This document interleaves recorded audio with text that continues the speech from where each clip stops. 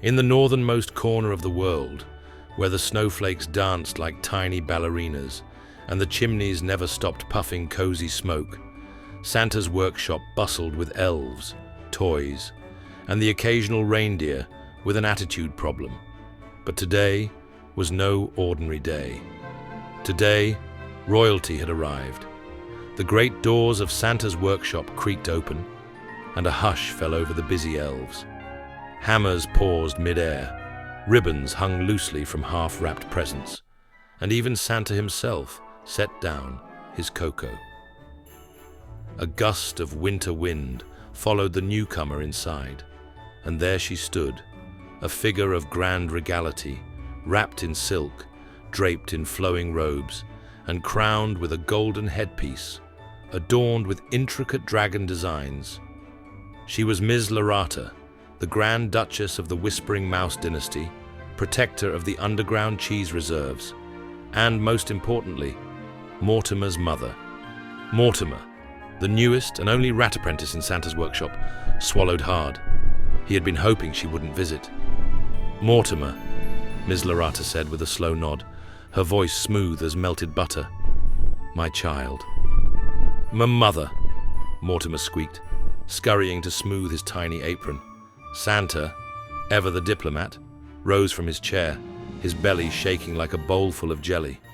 "Ms. LaRata, what a delightful surprise." He extended his mittened hand. She didn't take it. Instead, she delicately brushed imaginary dust from her sleeve and surveyed the workshop. "This is where you've been?" she asked Mortimer, her eyes narrowing at the candy cane-striped chaos around her. "Yes, Mother," Mortimer said quickly, his whiskers twitching.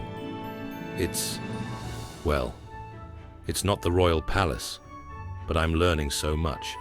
Santa's been teaching me how to—" "Wrap gifts," Ms. LaRata interrupted, her voice a gentle chime of condescension.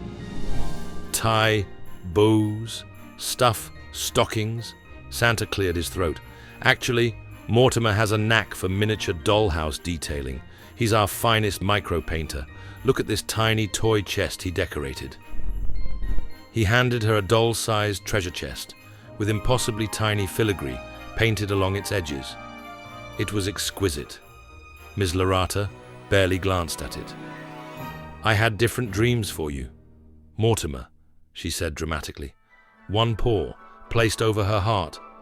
"You were to inherit the golden scepter of the rodent empire. You were destined for royalty, not—" She waved a paw at the workshop. "Factory work." "But, Mother," Mortimer protested, "I love it here. Santa's workshop is magical. And look, they even let me paint the annual holiday cloak." He gestured to the very garment his mother was wearing, her ornate dress, stitched with a dazzling hand-painted winter scene.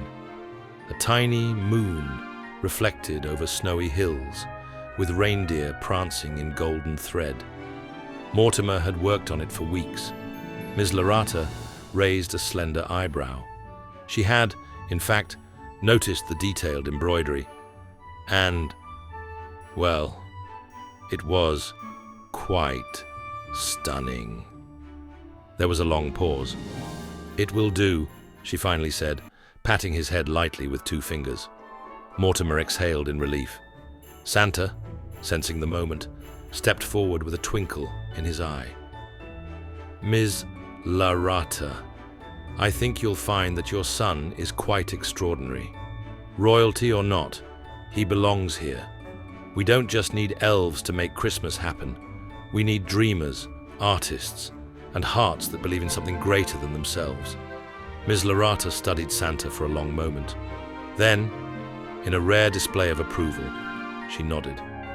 "Very well, Santa Claus. My son may remain in your employ.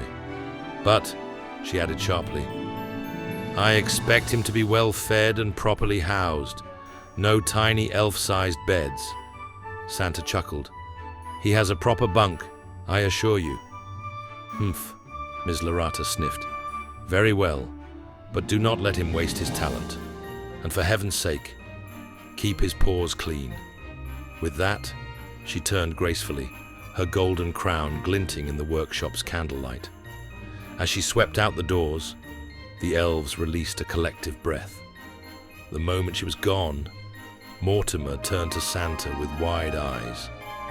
"That actually went better than I expected." Santa patted him on the back. "She's proud of you, kid." Mortimer smiled, glancing back at the dress his mother had worn. His painting, displayed like royal armor. Maybe, just maybe, she had noticed after all. And somewhere beyond the workshop, under the glow of the northern lights, Ms. LaRata walked through the snow, running a paw over the hand-painted design on her royal cloak. Perhaps, for the first time, she had seen Mortimer's real legacy.